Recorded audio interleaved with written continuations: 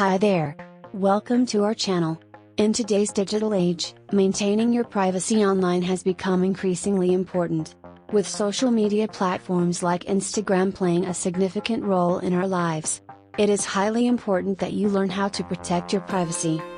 So, check out how to turn off activity status on Instagram. 1. Launch the Instagram application on your mobile device. 2.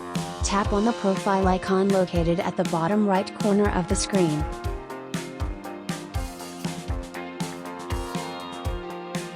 3.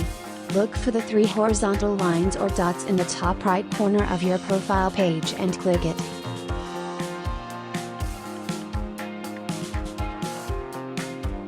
4.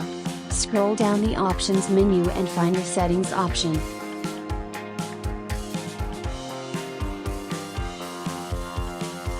5. On the settings page, look for the privacy option.